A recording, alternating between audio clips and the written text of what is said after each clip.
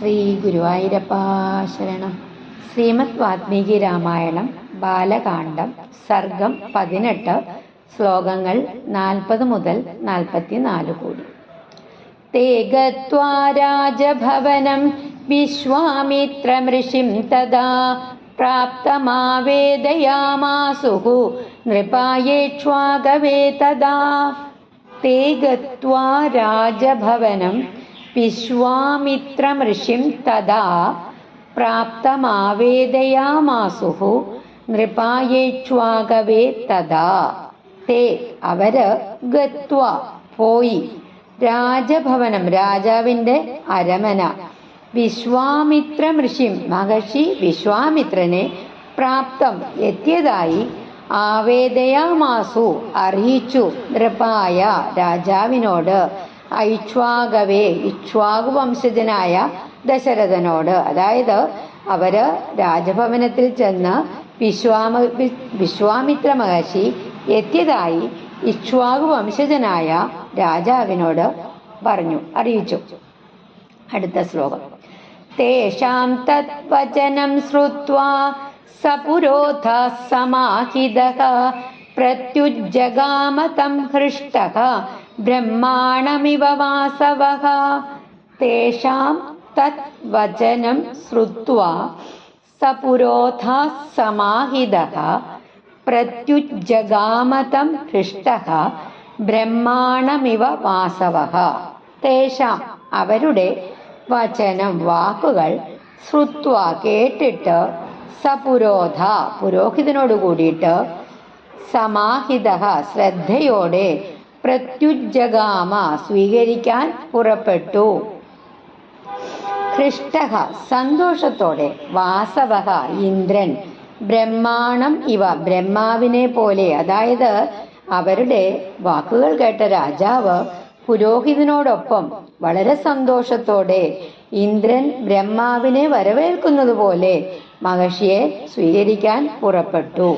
അടുത്ത ശ്ലോകം.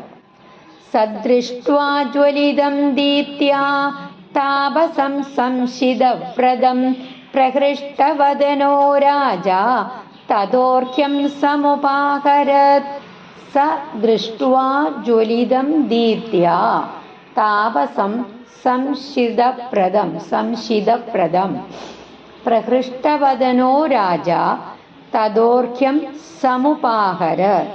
സ അവൻ, അതായത് രാജാവ്, ദൃഷ്ടുവ കണ്ടപ്പോൾ, ജ്വലിതം ദീപ്ത്യ തേജസ്സോടെ പ്രകാശിക്കുന്ന, താപസം തപസ്വിയെ, സംശിതവ്രതം കഠിനവ്രതം അനുഷ്ഠിക്കുന്നവനെ, പ്രഹൃഷ്ടവദനഃ സന്തോഷമുള്ള മുഖത്തോടെ, അർഘ്യം ആദരസൂചകമായ ജലം, സമുപാഹരത് സമർപ്പിച്ചു. അതായത് തേജസ്സോടെ ജ്വലിക്കുന്ന കഠിനവ്രതം അനുഷ്ഠിക്കുന്ന ആ മഹർഷിയെ കണ്ട രാജാവ് വളരെ സന്തോഷത്തോടെ അർഘ്യം സമർപ്പിച്ചു. അടുത്ത ശ്ലോകം. സരാജ്ഞഃ പ്രതിഗൃഹ്യാർഘ്യം ശാസ്ത്രദൃഷ്ടേന കർമ്മണ കുശലം ചാവ്യയം ചൈവ പര്യപൃച്ഛന്നരാധിപം.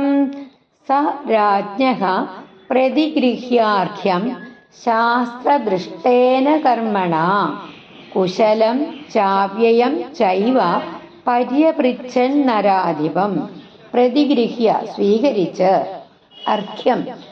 അർഘ്യം സ്വീകരിച്ച്, ശാസ്ത്രദൃഷ്ടേന ശാസ്ത്രപ്രകാരം, കർമ്മണ രീതിയിൽ, കുശലം സുഖം, അവ്യയം സ്ഥിരമായ ക്ഷേമം, പര്യപൃച്ഛത് ചോദിച്ചു, നരാധിപം രാജാവിനോട്. അതായത് മഹർഷി ശാസ്ത്രാനുസൃതമായിട്ട് അർഘ്യം സ്വീകരിച്ചു, എന്നിട്ട് രാജാവിൻ്റെ സുഖവും ക്ഷേമവും അന്വേഷിച്ചു, ചോദിച്ചു. അടുത്ത ശ്ലോകം. പുരേ കോശേ ജനപദേ ബാന്ധവേഷു സുഹൃത്സുജ കുശലം കൗശികോ രാജ്ഞഃ പര്യപൃച്ഛത്സു ധാർമ്മികഃ. പുരേ കോശേ ജനപദേ ബാന്ധവേഷു സുഹൃത്സുജ കുശലം കൗശികോ രാജ്ഞഃ പര്യപൃച്ഛത്സു ധാർമ്മികഃ. പുരേ നഗരത്തില്, കോശേ ധനസമ്പത്തിൽ, ജനപദേ രാജ്യത്തിൽ, ബാന്ധവേഷു ബന്ധുക്കളിൽ, സുഹൃത്സു സുഹൃത്തുക്കളില് കൗശിക വിശ്വാമിത്രൻ സുധാർമിക ധാർമ്മികനായ പര്യപൃച്ഛത് അന്വേഷിച്ചു. അതായത് ധാർമ്മികനായ വിശ്വാമിത്രൻ രാജാവിൻ്റെ നഗരം, ധനസമ്പത്ത്, രാജ്യം, ബന്ധുക്കൾ, സുഹൃത്തുക്കൾ എന്നിവയുടെ എല്ലാവരുടെയും ക്ഷേമത്തെക്കുറിച്ച് അന്വേഷിച്ചു. അതായത് വിശ്വാമിത്ര മഹർഷി എത്തിയ വിവരം രാജാവായ ദശരഥന് അറിയിച്ചു. രാജാവ് വളരെയധികം സന്തോഷത്തോടെ, അത്യധികം സന്തോഷത്തോടെ പുരോഹിതനോടൊപ്പം മഹർഷിയെ വരവേൽക്കാനായിട്ട് ചെന്നു. അവിടെ മഹർഷിയെ കാണുമ്പോൾ അദ്ദേഹത്തിൻ്റെ തേജസ്സിൽ ആകർഷിതനായി. രാജാവ് വളരെ ആദരവോടെ അർഘ്യം സമർപ്പിക്കുന്നു. തുടർന്ന് മഹർഷിയും രാജാവിനോട് സുഖക്ഷേമങ്ങളെക്കുറിച്ച് ചോദിക്കുന്നു. ഇവിടെ ഒരു മഹർഷിയെ എങ്ങനെ ആദരവോടെ സ്വീകരിക്കണം എന്ന് കാണിക്കുന്നു.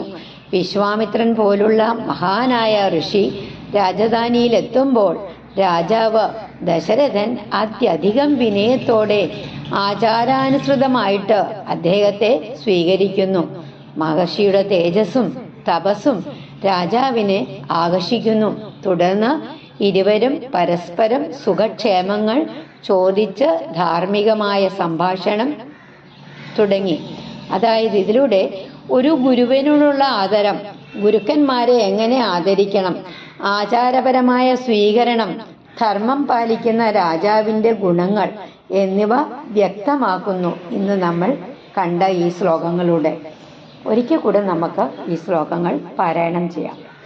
തേ ഗത്വാ രാജഭവനം വിശ്വാമിത്രമൃഷിം തദാ പ്രാപ്തമാവേദയാമാസുഃ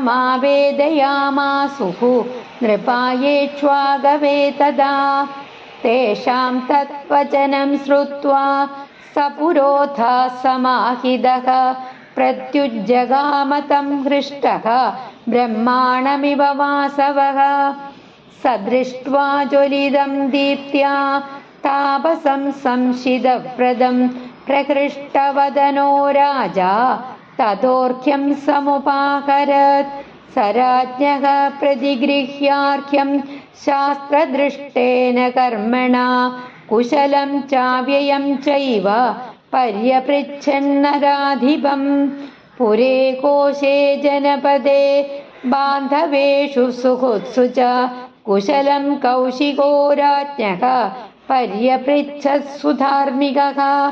ഹരേ രാമ രാമ രാമ ഹരേ ഹരേ, ഹരേ കൃഷ്ണ കൃഷ്ണ കൃഷ്ണ ഹരേ ഹരേ. ശ്രീ ഗുരുവായൂരപ്പാ ശരണം.